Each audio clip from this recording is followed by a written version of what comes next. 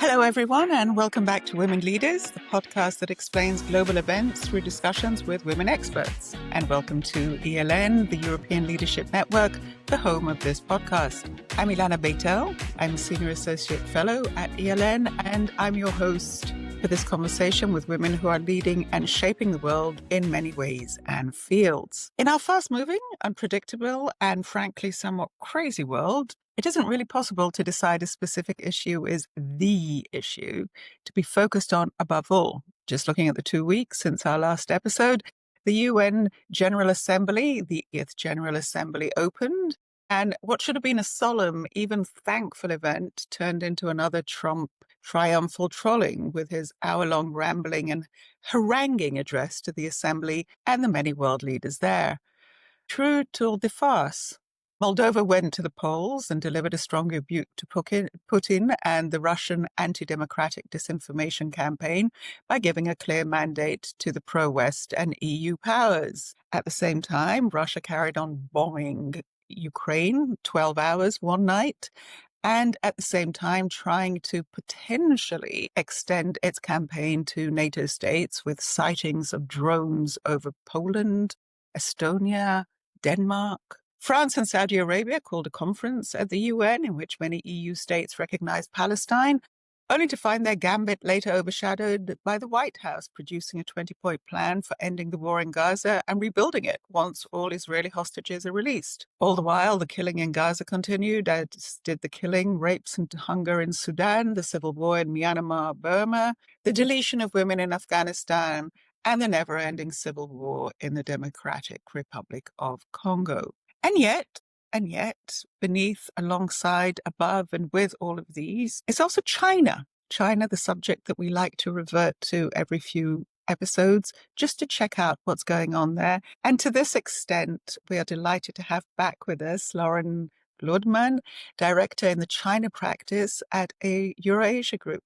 Hi, Lauren. Hi, so happy to be back. It's absolutely great to see you. There's no doubt about it. I just noticed when I was looking back up my notes and last time you introduced yourself, you've always been on China. You've always studied China. What attracted you? Gosh, yes, it's been more than a decade, maybe two at this point. For me, it started with language, actually, which was one of my majors in undergraduate study. I started traveling to China at first, language immersion, eventually, finding work opportunities there, doing grad school in China.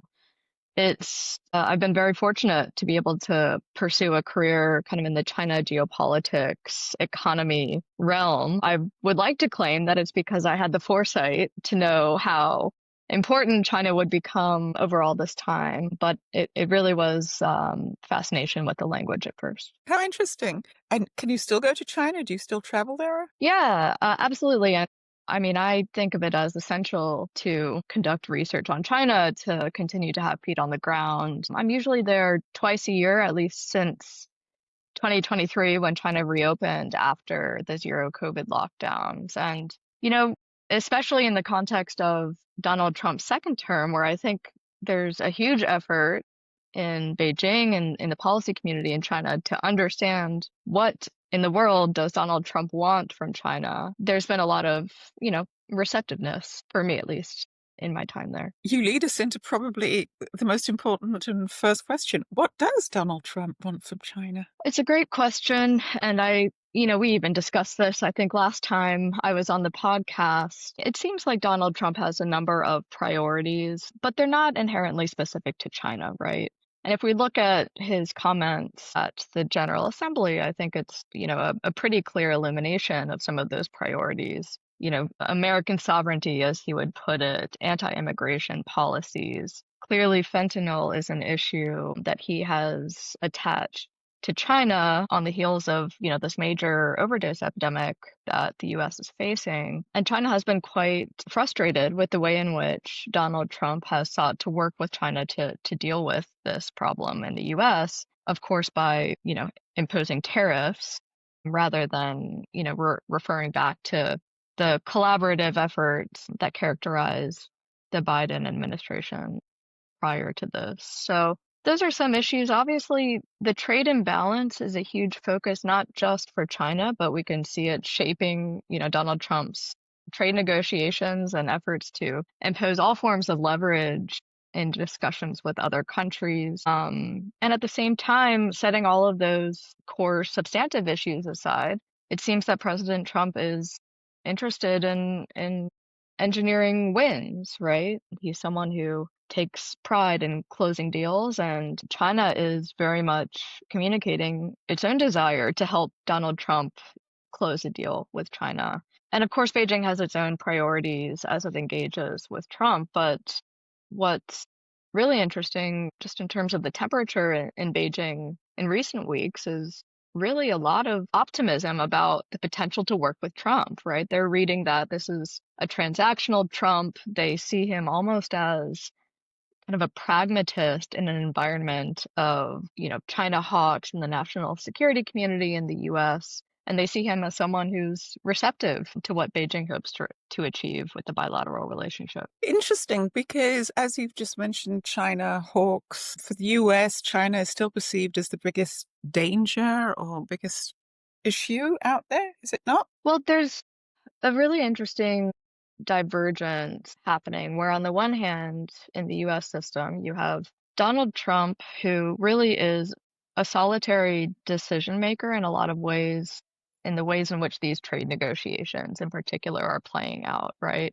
And so the signal from him to the rest of the bureaucracy is, I'm prioritizing this, and we need to set aside all of these other, potential flare-ups and kind of, issues relevant to national security, AI, semiconductors, the high-tech tit for tat on export controls, for example. Let's quiet those for a moment while we prioritize negotiating some deals. And so far, these more hawkish communities, at least on China policy in the US system, have taken that guidance. And so it's interesting to think about these different rounds of negotiations between Beijing and Washington, of trade talks in Geneva and London and Madrid, where you saw a dust up in some of these issues that are core drivers of tensions, specifically, export controls on the US side on critical high technology, semiconductors, and on the China side, of course, rare earths, magnets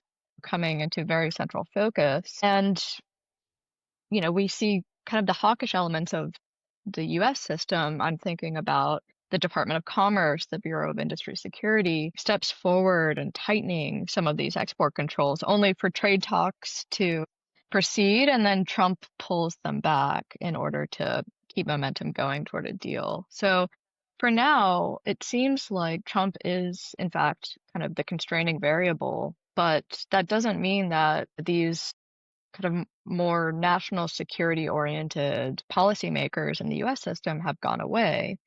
They're just quiet for now. And when I think about risks in 2026 and beyond, I think there is a risk in a post-deal environment that we see these China hawks become a bit more opportunistic about, now that we have a deal, there's less to lose in speaking up a little bit, whether we're talking about human rights abuses, whether we're talking about, China's lack of transparency on even things like economic indicators or market access. And so I think looking ahead, after we get out of this kind of buddy-buddy moment for Beijing and Washington, some of these tensions will likely crop back up. It's really interesting you're defining it as buddy-buddy. Sitting in Brussels, sitting outside the US, one does not perceive the US China relationship as buddy-buddy. In fact, I haven't read about it in a lot of other sources in the US. So how do you come to this idea of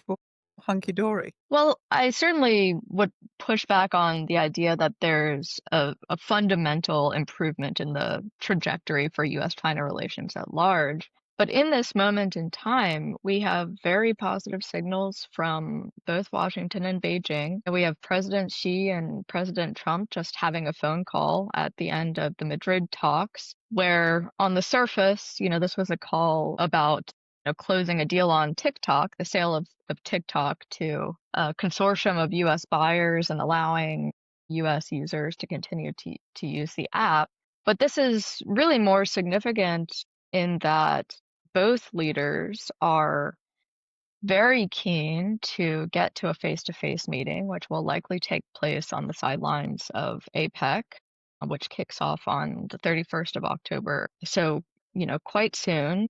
And they see this continuing kind of leaders' discussion, leaders' engagement as maintaining that momentum toward a deal. This isn't about President Xi and President Trump fundamentally being best friends, right? But China sees a window of opportunity to use Trump's interest in a trade deal to lock in some near-term stability around the bilateral relationship, right? It injects a little bit, or rather removes some unpredictability, removes some volatility that could emerge from Donald Trump himself. And I think it allows for the possibility, at least in Beijing's hopes, to even broaden the scope of issues under discussion beyond trade and economic concerns. China wants to talk, security guarantees, essentially, right? China wants some degree of reassurance that Donald Trump isn't going to significantly escalate against China in areas that it cares about, whether that's, South China Sea dynamics, whether that's, Taiwan policy. It wants a degree of stabilization on some of those risks that it sees coming from the more hawkish camps in the US. And is the Chinese economy suffering under the tariffs? I mean, again, one reads a lot about the Chinese economy is not exactly doing fantastically well. It's a really interesting dichotomy at present. On the trade front, China's exporters have been very nimble on being able to adjust to tariffs. Some of this has already been in the works, right? I mean, China has already undergone a full trade war with the United States. And since 2018, China's government,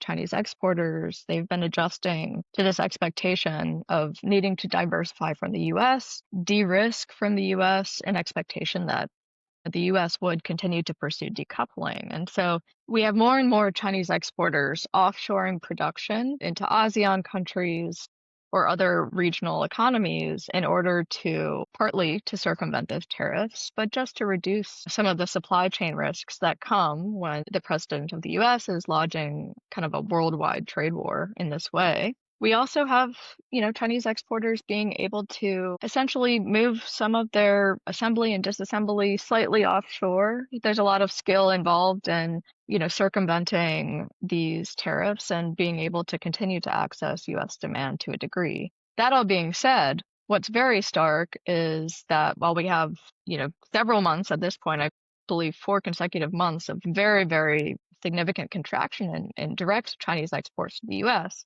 China's growth in exports to everywhere else in the world has more than offset it. And for that reason, we see that how do we explain or understand that China's headline GDP growth is still largely on track, around 4 to 5%, at least as reported for this year, is because exports have been resilient to the rest of the world. Some of that is a reflection of trade diversion. Some of it is a reflection of exporting to Chinese firms who are moving production offshore. And the question, I think, for China's growth is how durable is that trend? At the same time, strong exports have allowed strong industrial production. So the industrial sector, at least in all of these kind of strategic industries where government support is very strong. I'm thinking about green manufacturers, new energy vehicles, EVs, batteries. These are sectors in which China maintains its leadership, if not dominance, globally. And so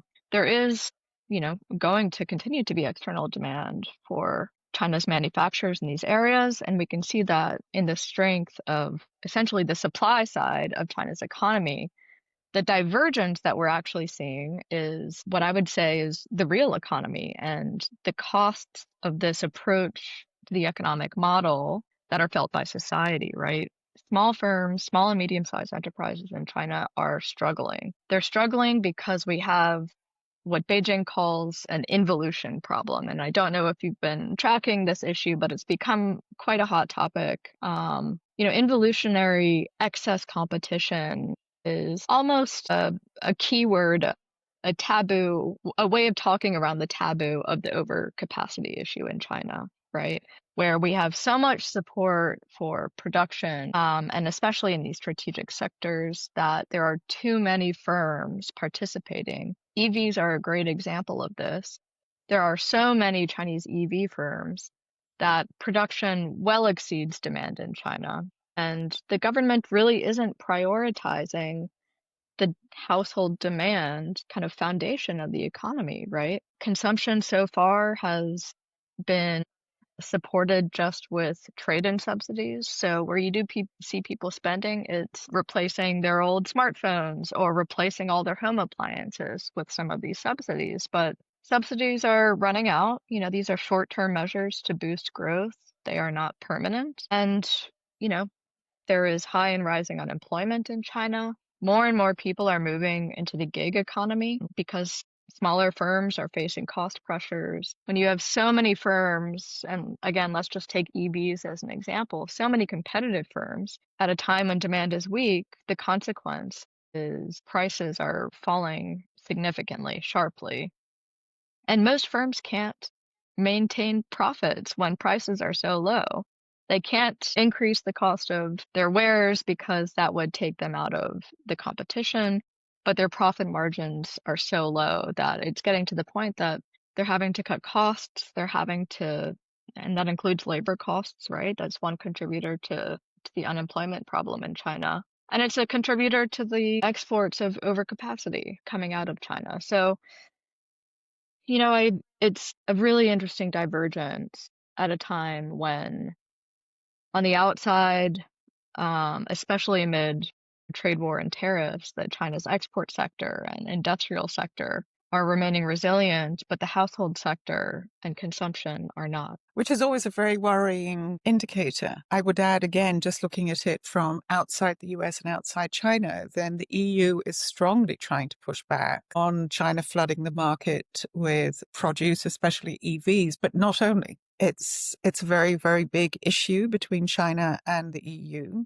And people tend to forget that the EU is the largest bloc in the world, and it's the richest one. And China is desperate to, keep it. So relations are pretty bad right now, as far as I understand, on the economic front and on the human rights front, because the EU does still, at least apparently, feel that this is an important issue that it wants to pursue. And it's one of the divergences, I think, between Europe and this current US administration. So it's a very complex Rubik's Cube, sort of, you're suggesting fascinatingly to my mind that Trump and Xi are actually hunky-dory, and maybe left to the two of them, they could find, a deal, but all the surrounding is much more complex in one way or another. I think one way of putting it.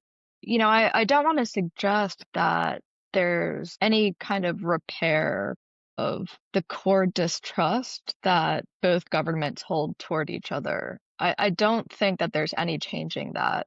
But what we see in the positioning on both sides as they're approaching these trade talks is, let's take that as the starting point and work around it. And again, this is really transactionalism in action, right?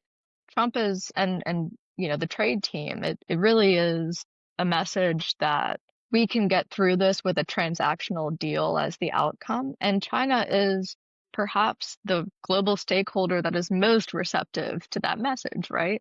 China is very keen to, commit to purchases of American agriculture or American energy, as they did back in 2018, 2019 with the phase one deal. It almost feels like we're back there again. But what's changed is that this isn't about, getting to some bright future of US-China relations. This is China really looking at what it's faced with and identifying, how can we kind of take the target off of our backs here, right? How can we neutralize some of the threat that does come along with Donald Trump's presidency, when he's so uncertain, so unpredictable, and quite volatile? And so I think for China, there's a strategic logic to the way in which they're engaging Trump's desire for a deal here. Very, very interesting, because again, if we look at the broader picture, this is to a certain extent a race for world supremacy. China's very open that that is what it seeks in very many ways. And Trump just assumes that the US is supreme, that he's supreme, the US is supreme, and that's the way it's going to stay. Going back to the General Assembly last week, that was, hugely interesting from that point of view. And China appeared to score many points, at least, if nothing else, as a default of Trump and the US not scoring any points.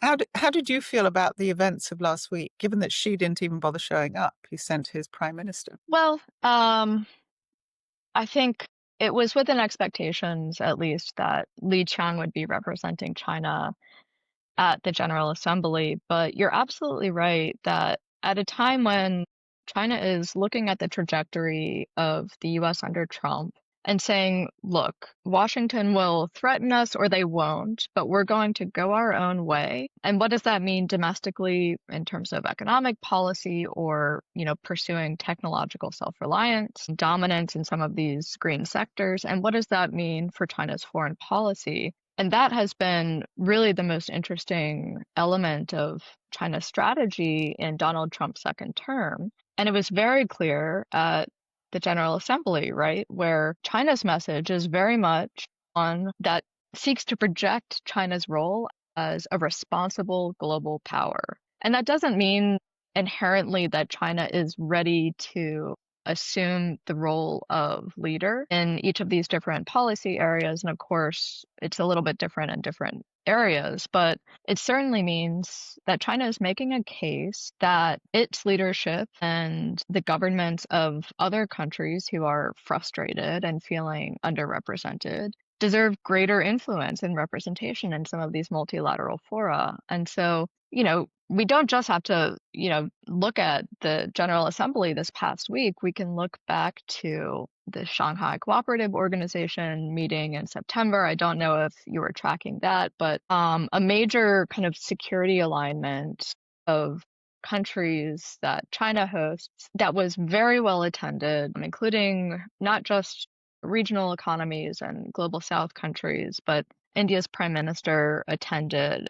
So this is really interesting, again, at a moment when Donald Trump is really putting pressure on India's government to close a deal, and India is caught in the middle, right?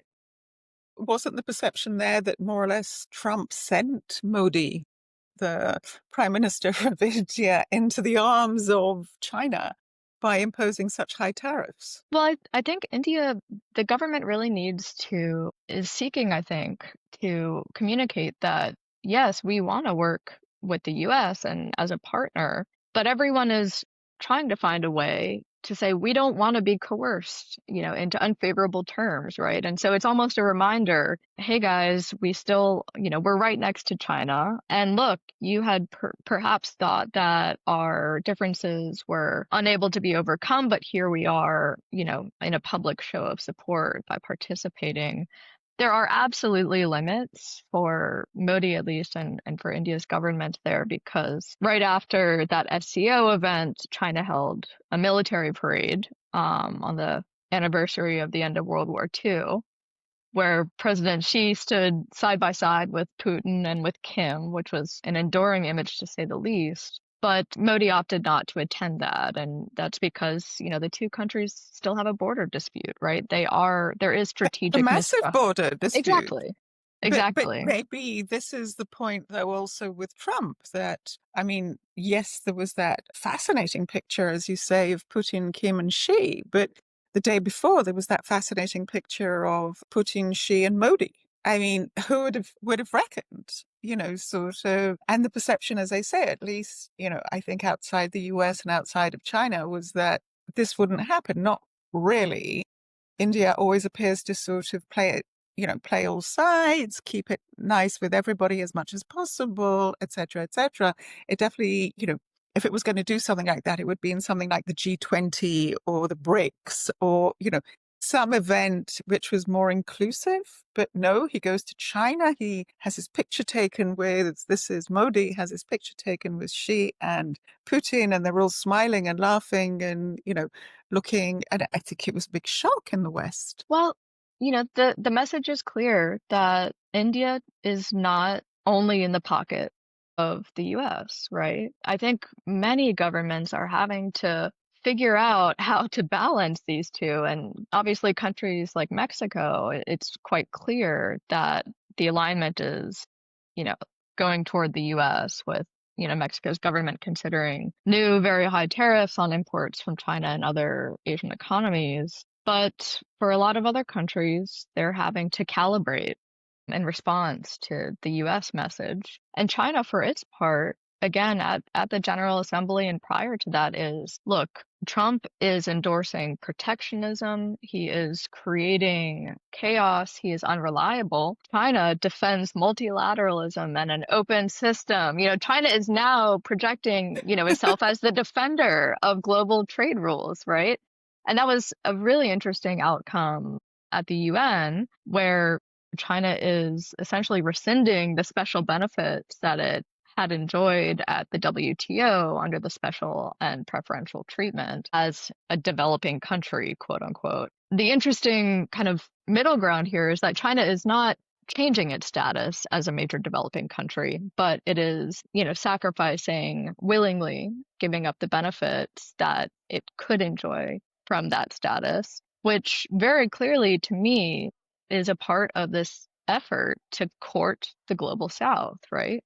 It's not just Western countries that are frustrated with China's overcapacity exports or kind of the surge of Chinese exports at large, right? Even these smaller economies are feeling the pressure. And I think if China is to really convince, and if not convince, at least live up to optically the optics of this image as a responsible global player, some things do have to change if you want any degree of credibility around that image. And so that's how I read this, relinquishing of the special treatment at the W. That is very, very fascinating, because it's also worthwhile keeping in mind that China has very much, it's upped its contributions to the UN, not massively, but it's upped its contributions significantly. And this in a period in which, again, the US is cutting contributions to the tune of $4 billion between this year and next year. And so China is also going after every senior position and a lot of middle ranking positions in the UN Secretariat and UN agencies.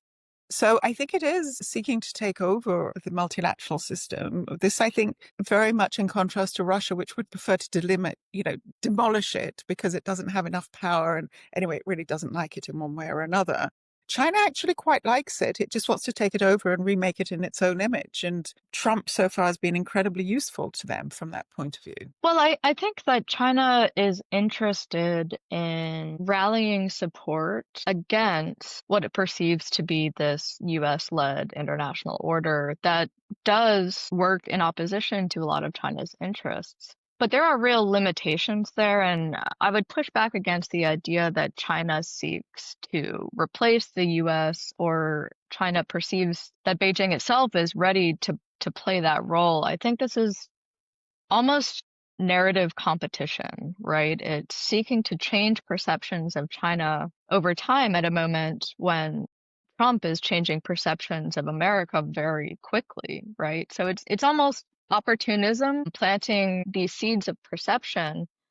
And, whether or not this narrative gains any traction in Europe or in other kind of advanced democracies, I think the reality is that there's division, because of the, again, volatility coming from the United States. It's more difficult for governments who would push back against China here to work together. Probably I don't disagree with that, though I would point out that China's push on the UN system started a long time ago. It didn't start just now with Trump. It has been going on for some time. China is now either the largest or the second largest contributor to peacekeeping, for example, which is always a separate budget.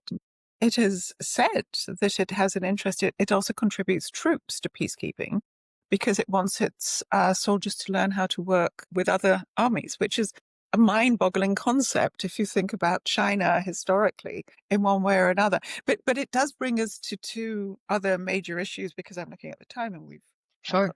But of course, there's Russia. China stands firmly behind Russia. China will not let Russia lose in Ukraine, will it? Gosh. I mean, it's quite clear that China is not willing to deliver the kind of pressure on Russia that the US or European capitals would like it to. As to the outcome itself, I mean, if we're talking very big picture, obviously an outcome that results in something like a fall from power for Putin would be very bad for China. So the reality, though, I think, is that we're not talking about that kind of outcome. Ultimately, we're talking about a continuation of conflict and territorial changes. Clearly, China has continued to provide dual use goods and financing and continues, of course, to buy natural resources from Russia.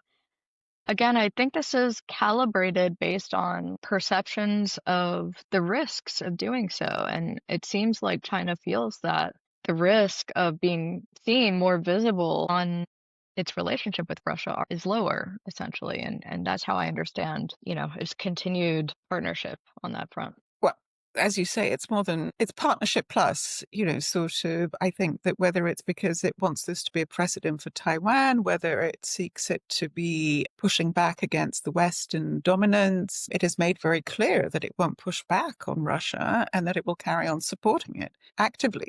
It's also subjugated Russia to an extent. It's now the little brother in one way or another. Russia is very dependent on Chinese resources and money. Absolutely.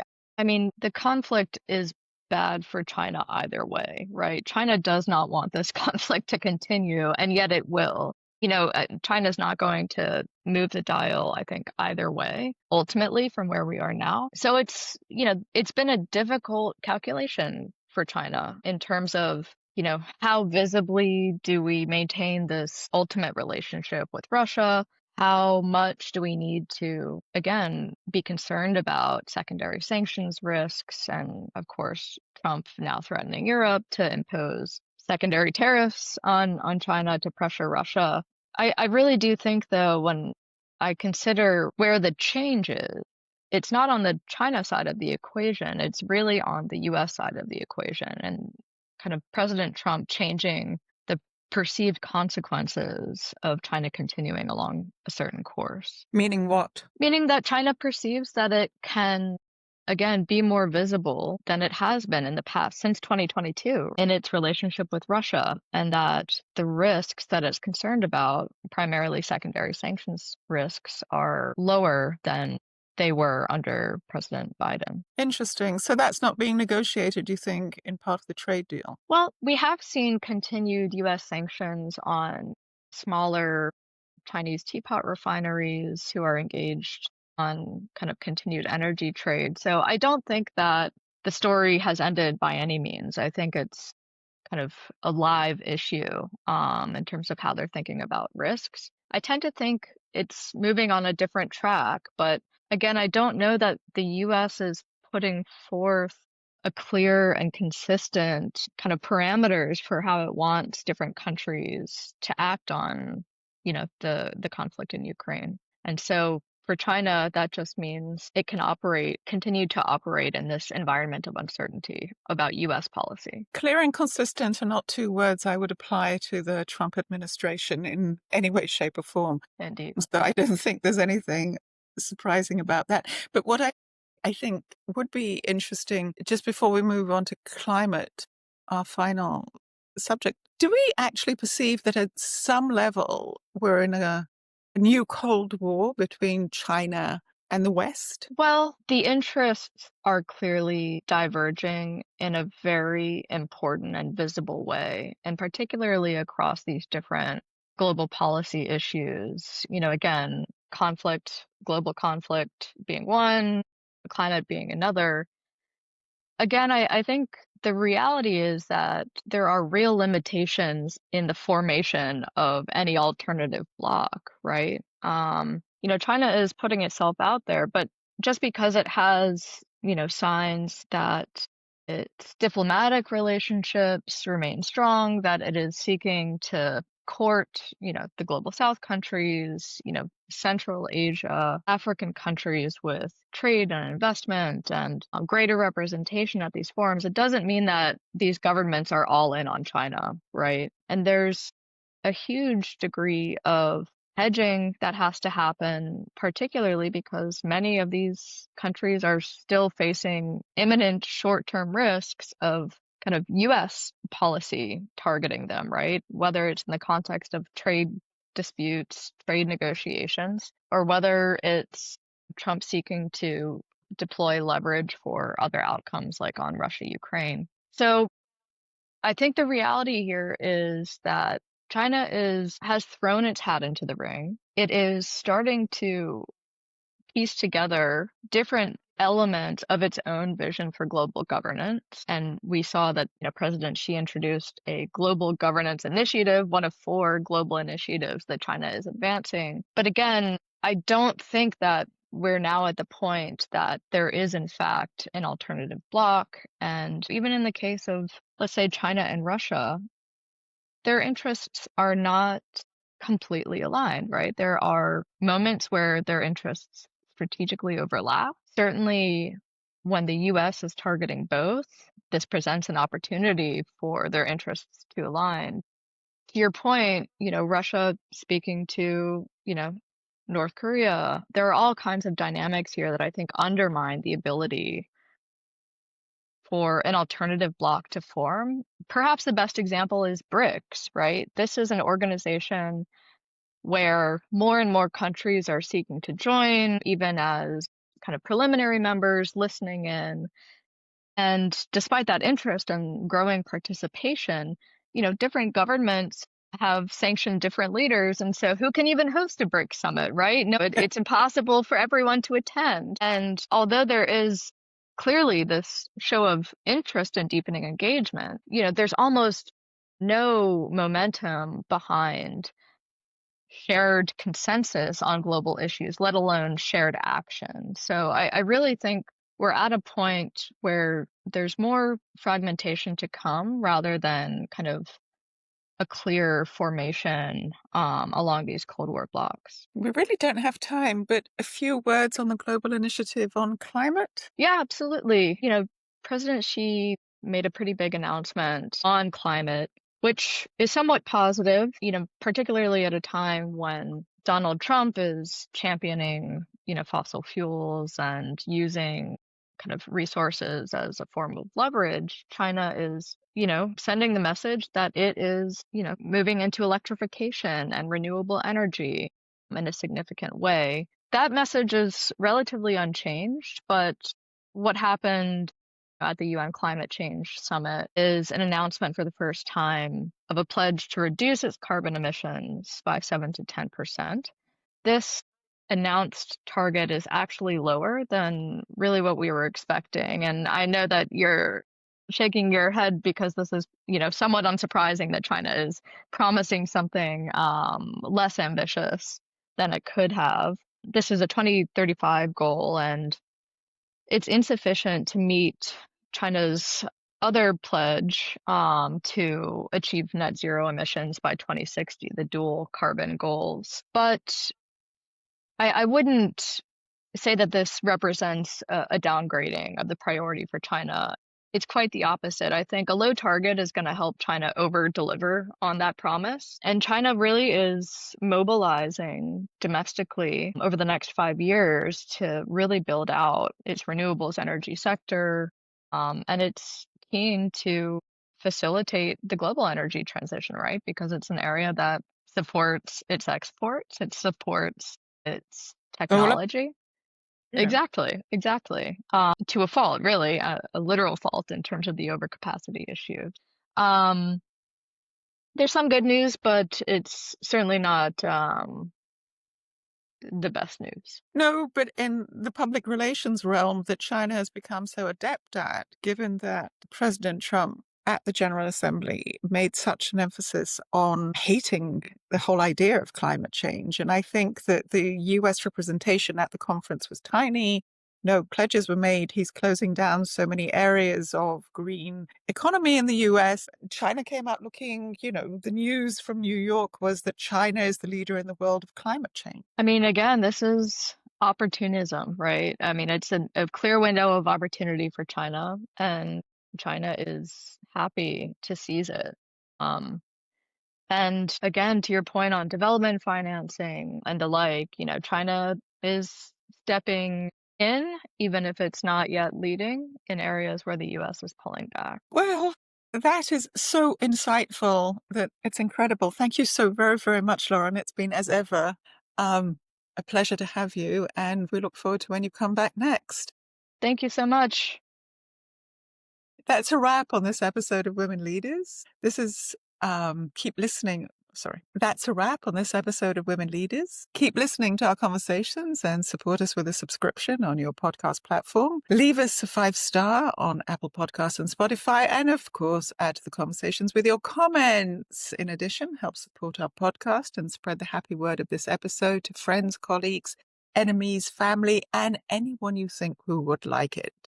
We're on all media, so reach out on Instagram as @womenleaders_podcast and on ELN Twitter, Facebook, and LinkedIn. And we are also now on YouTube. Check out our channel. All information and links mentioned in the episode can be found in the notes. I'm Ilana Beitel, together with my friend and producer, Florence Ferrando, and we'll be back very soon with another great conversation.